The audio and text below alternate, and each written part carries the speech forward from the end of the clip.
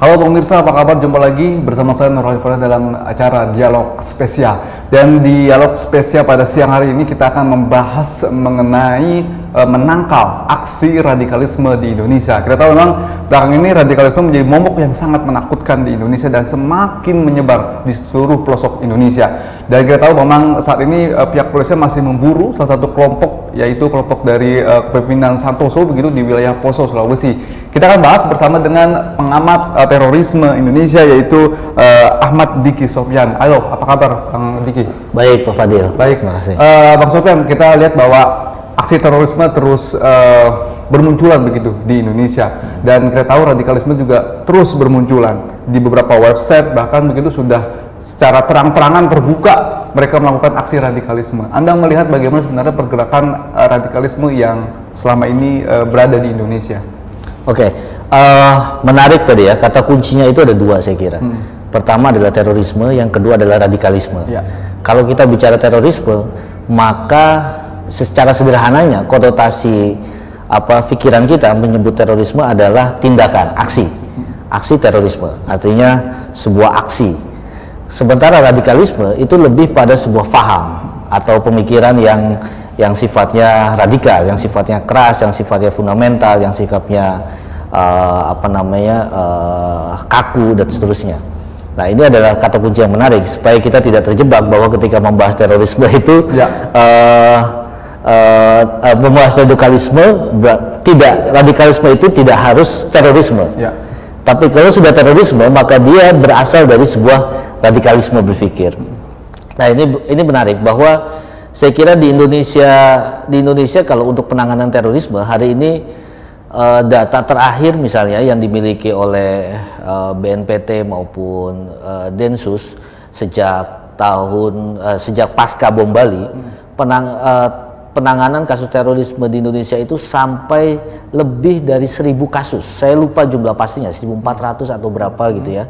Tapi di atas 1.000 kasus terorisme yang sudah diungkap oleh pemerintah, oleh negara pasca bom Bali sampai hari ini. Ada 1.000 orang lebih yang sudah dilakukan penindakan, penangkapan dan seterusnya. Tapi saya kira kesalahan fatalnya adalah negara tidak banyak berkonsentrasi terhadap isu-isu yang kita sebut tadi dengan kata radikalisme.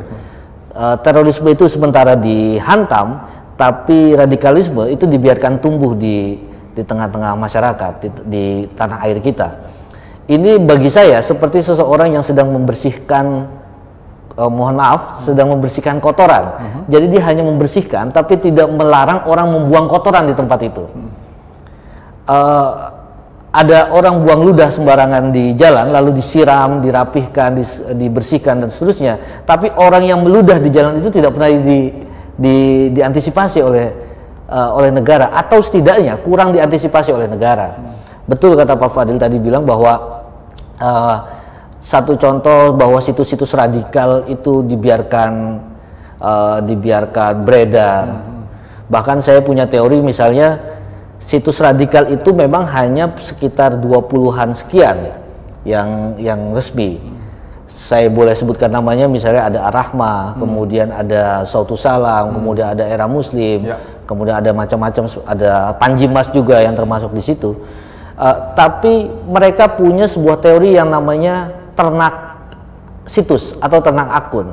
Biasanya melalui blog yang dibuat secara gratisan, yang diduplikasi utuh dari misalnya situs-situs radikal itu, disebarluaskan lewat beberapa blog dengan nama-nama pribadi, misalnya blog Mujahid, blogspot.com, blog Pendekar Islam, blogspot.com misalnya dan seterusnya. Itu disebarluaskan di situ, dan pemerintah terlihat sampai hari ini sejak Maret 2015 rame-rame soal pemblokiran situs, terlihat pemerintah tidak berdaya menghadapi ini. Oke, kenapa sih memang kalau dikatakan tidak berdaya dan tidak melakukan antisipasi terlebih dahulu, sehingga memang menutup misalkan akses dari website yang ada indikasi radikalisme seperti itu? Apa yang dilihat oleh Bang Diki sendiri sehingga pemerintah masih membiarkan hal ini begitu? Saya kira pertanyaan itu harusnya dijawab sama negara. Tapi kalau saya boleh menganalisa, saya kira salah satu faktornya adalah lemahnya undang-undang penanganan terorisme di Indonesia. Jadi undang-undang kalau kita membaca misalnya secara singkat undang-undang itu, kita baca lalu kita analisa, sangat terkesan bahwa undang-undang terorisme itu bergerak hanya ketika terjadi aksi terorisme. Tapi dia tidak bergerak ketika menjelang atau mengantisipasi aksi terorisme itu terjadi. Itu saya kira masih sangat kurang pada porsi itu. Jadi sehingga kita baru melihat bahwa orang-orang yang ditangkap dalam jejaring terorisme itu adalah orang-orang yang telah melakukan aksi terorisme. Tapi kita tidak pernah bersikap terhadap bagaimana, kenapa orang itu bisa menjadi teroris, kenapa apa yang membuat orang itu berpikir untuk melakukan aksi terorisme. Kita sangat jarang dan sangat kurang sekali memperhatikan persoalan ini gitu. Oke, kalau dilihat dari website begitu yang beredar di Indonesia, aksi dari radikalisme biasanya bentuknya seperti apa sih, Bang? Yang sehingga memang ini bisa mempengaruhi masyarakat, ideologinya bisa berubah begitu secepat mungkin. Oke, pertama yang saya kira mereka selalu mengkampanyekan ya, saya seringkali mengatakan selalu menjual surga dengan harga yang sangat murah.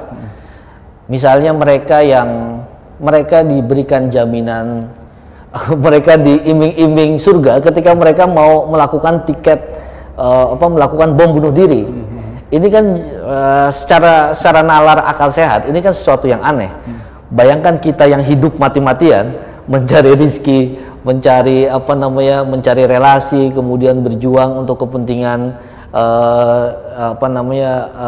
keluarga dan seterusnya, itu kalah dengan orang yang bunuh diri begitu, dengan aksi-aksi terorisme, dengan bom bunuh diri atau dengan aksi terorisme yang lain, itu dianggap kalah pahala kita dengan mereka.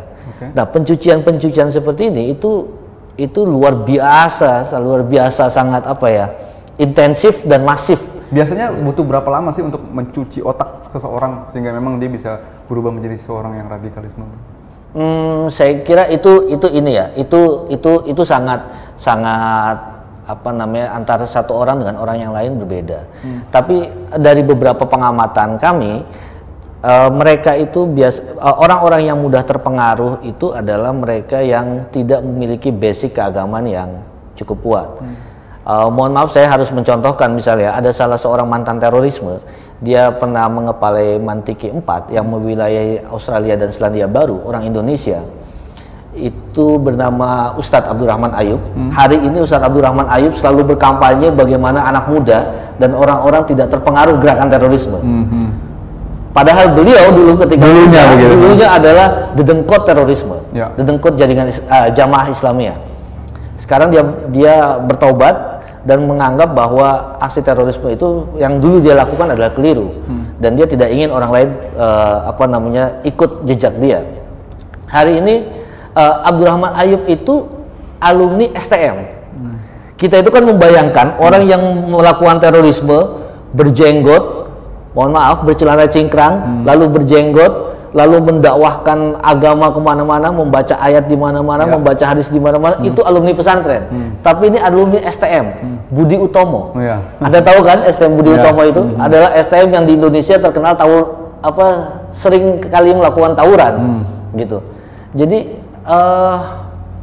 Jadi nampaknya bisa diamati bahwa, dan ini bukan hanya satu, dan ini ada banyak kasus yang lain, bahwa terorisme itu seringkali terjadi di tengah-tengah orang yang kurang paham agama tapi haus terhadap agamanya. Begitu. Lalu dia mudah dimasukkan oleh pemikiran-pemikiran yang sangat instan. Kalau saya tadi seperti kita ngobrol-ngobrol di belakang bahwa Profesor Dr. Ali Al-Halabi, dia adalah seorang Hasan Ali Al-Habi kalau nggak salah namanya. Dia seorang ulama dari Jordan, dulu juga mantan pentolan Jamaah Islamiyah. Lalu dia menganalisa kenapa banyak orang tertarik pada gerakannya. Dia sebut bahwa itu disebabkan karena gagalnya mereka memahami realitas sosial, realitas global. Jadi mereka itu orang-orang yang kalah di dunia, tidak bisa bersaing dengan orang lain, kemudian tidak bisa eksis di dunia, lalu kemudian menyalahkan itu semua dengan tuduhan bahwa ini gara-gara kafir, ini gara-gara konspirasi Yahudi, ini gara-gara apa dominasi Kristen Barat misalnya. Lalu tiba-tiba mereka menjadi radikal dan kemudian mereka melakukan antitesa. Oh, kalau begitu kita harus kembali kepada Islam, Islam yang seperti dulu. Jadi ini adalah kegagalan-kegagalan umat merespon realitas-realitas. Walaupun aksi bom itu juga menewaskan orang Islam juga yang ada di, contohnya di Indonesia saat ini begitu, masih banyak juga. Iya, karena mereka selalu menganggap bahwa orang Islam yang terlibat dalam karena korban-korban itu mereka anggap sebagai orang Islam yang berkolaborasi dengan togut. Jadi sebenarnya bukan Islam juga, tapi togut. Jadi kita ini adalah togut, karena kita hidup di negara demokrasi, negara Pancasila yang tidak menjadikan Islam sebagai konstitusinya. Itu mereka anggap sebagai togut. Walaupun kita sehari-hari itu ketika sholat, tasahud itu kan kita baca syahadat. Asyhadu alla ilaha illallah wa asyhadu anna muhammadar rasulullah, itu tidak dianggap. Gitu. Baik, kita tahan dulu Bang Diki dan pemirsa, kita akan kembali pas jeda perwa tetap di Dialog Spesial.